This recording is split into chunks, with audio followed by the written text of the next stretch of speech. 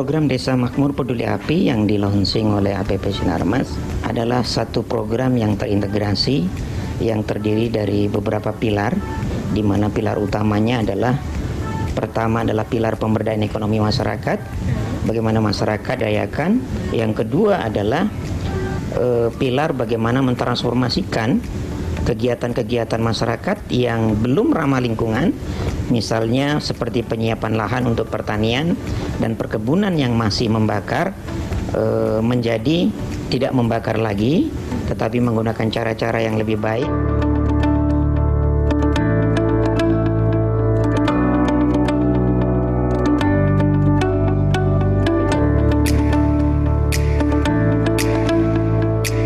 APP Sinarmas punya area dan punya dampingan yang cukup banyak. Paling tidak ada 5 provinsi yang saat ini kita sasar, yakni Riau, Jambi, Sumatera Selatan, Kaltim, dan Kalbar. Program ini akan berlangsung selama 2 tahun. Targetnya sekitar 1.000 perempuan.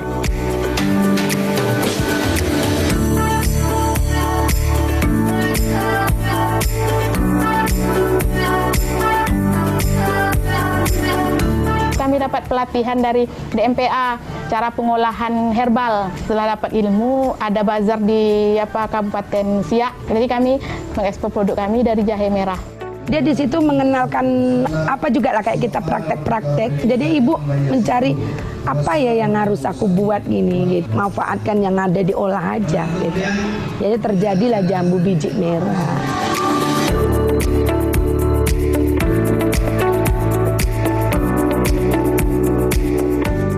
Dari acara ini saya banyak sekali belajar gimana caranya merias wajah yang baik dan benar. Di sini kami diajarkan berbagai ilmu pendidikan kecantikan. Tak lupa juga di sini merupakan rumah kedua bagi saya untuk mendapatkan teman-teman yang baik serta trainer-trainer yang sabar dan semangat dalam mengajarkan kami.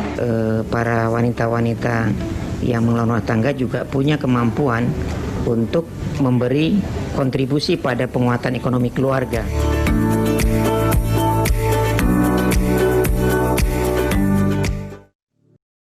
Thank you very much, everyone, and welcome back to the second session of Asia Pulp and Paper's 9th Stakeholder Advisory Forum for the year 2020. We will now resume the webinar with a presentation from Pak Agong Wiono. Pak Agong is our Head of Social and Security. Pak Agong is also our lead for managing community relations and our integrated forestry and fire program. Pak Agong, and the session is now yours. Thank you, Let me directly to explain our update today on how our progress and challenge in trying to resolve the land dispute across our APP supply chains. Just to refresh our memory about the process where our APP supply chains starting to do a comprehensive approach in resolving the land dispute.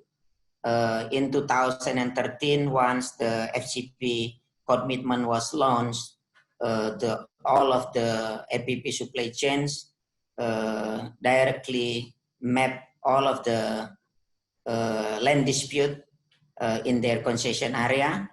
And then based on that data, and then we do the analysis where we found at the time at least 8 category of the or typology of the conflicts happening in the concessions.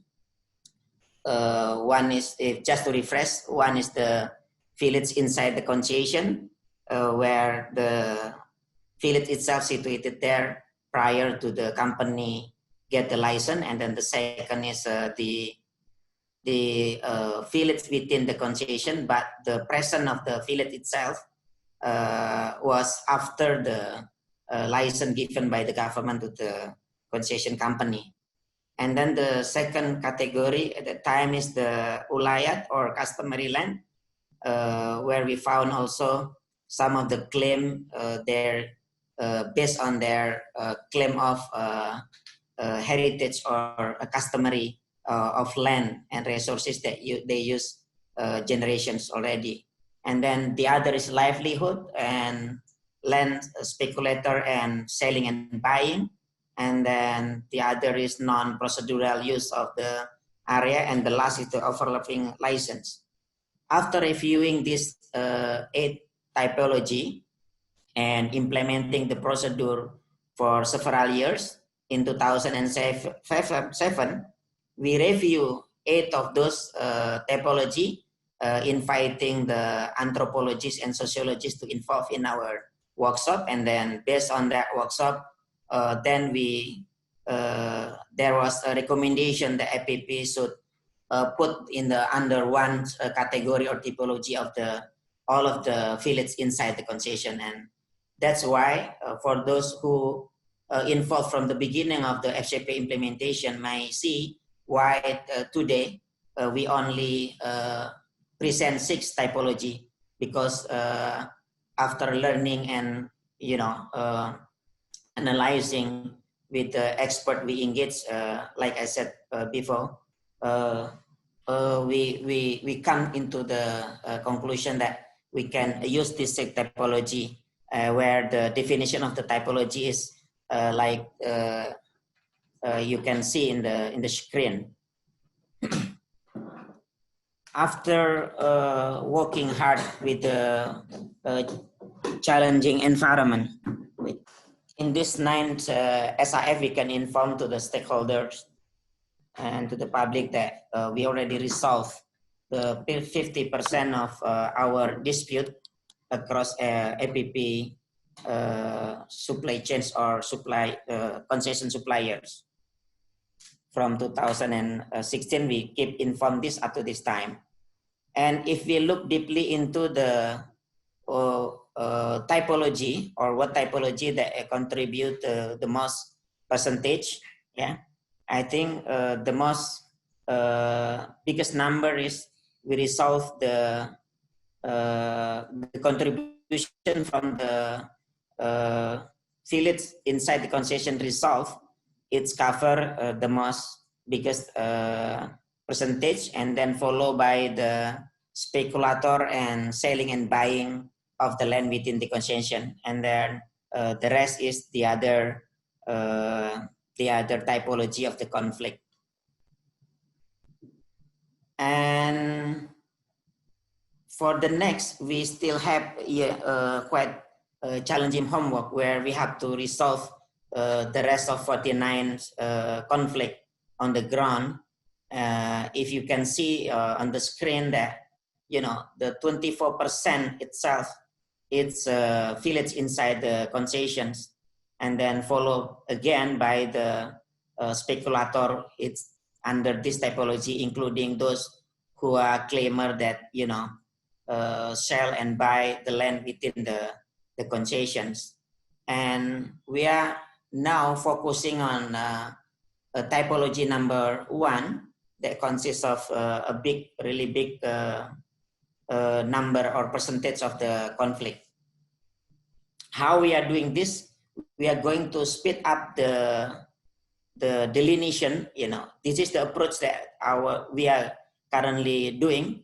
The first is we are in the process of delineation of area used by community, where is the settlement, the rice paddy field, and other used by the local community that has been there for generations, that we can see as a legitimate use of those area.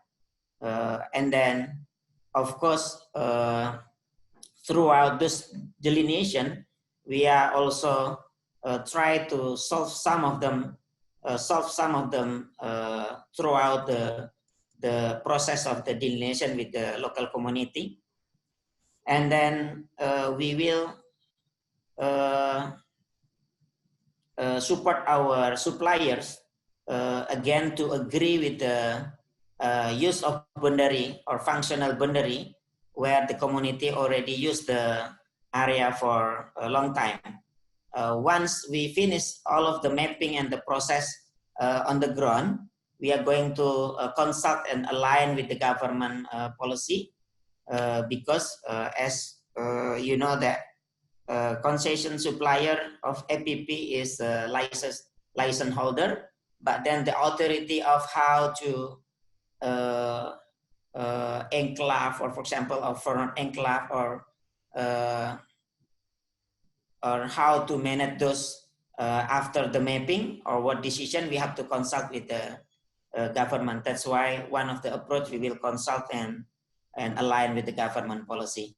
So this is the approach that we are going to take in order to speed up the process, and also using the platform that currently we have at the provincial level, which is like KKSR in Jambi, Foskoso in Palembang, and PKSR in Riau, by engaging them and took into consideration of their feedback and input to the acceleration that we are doing currently. And in support of the government policy or government regulation on land reform, up to this time we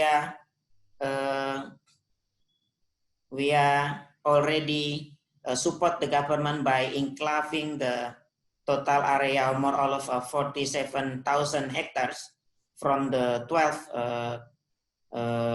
APP concession suppliers to support the government program on community forestry and land reform. I think this is the keep going, or the continuous improvement on strategy and approach on how we are try to support and strengthen our conflict resolution effort on the ground, as well as to support the government policy on strengthening the community welfare and land reform itself. I think that's all the update from the social dispute at this time. I'm happy to take the question, if any, from the participant. Thank you. Thank you very much, Pak Over Agung. to you, Let. Thank you very much, Pak Agung.